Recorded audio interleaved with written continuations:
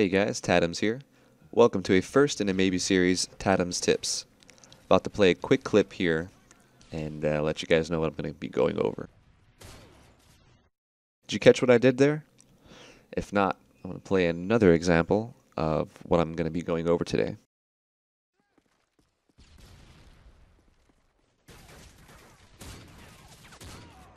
It should be pretty clear now that I'm teaching you how to psych out the enemy, make him think you're going one way, and come out blasting the other way.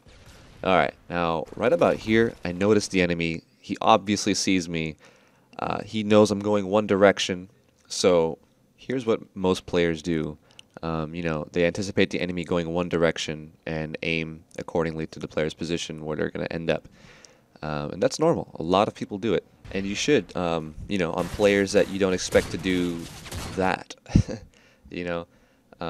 Let's take a look at what the enemy was actually looking at and where he was aiming. It seems to me like he's anticipating me coming out the other end and almost never expecting me to jump out the other side. I think it's pretty clear to say that he was looking the other way. So stuff like that does help. It's a very viable tactic, not only for shotguns, but for other guns too. But it is recommended for more of a shotgun use and more of a rushing type of gameplay. And it does help. Well, actually, it is required for the enemy to actually make sure that he sees you going that one direction.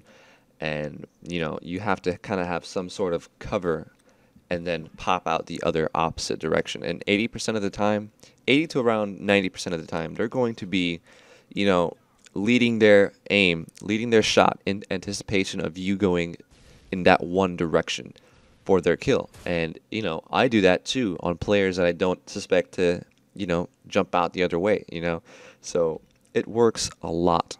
And I've been using it in ranked matches and, public matches, whatever. And people never expect it. Now, I'm not entirely sure if this guy actually seen me or not, but I took a chance anyway, and I'm pretty sure he did. I'm thinking he did because his actions led me to believe that he was, in fact, anticipating me and throwing a stun grenade up there and thinking, oh, I'm going to stun this guy and go right up on and shoot him in the back with my sniper. But, it's just moving like that just freaks people out, and it totally grants you to kill, And once they start expecting it, I'll show you what they actually do. Now, in this clip here, this is another dramatization in a private match. I had my friend help me. But if people are expecting and suspecting that you're going to do it, they're just going to aim in the middle of the object. And I'm saying you should do this too.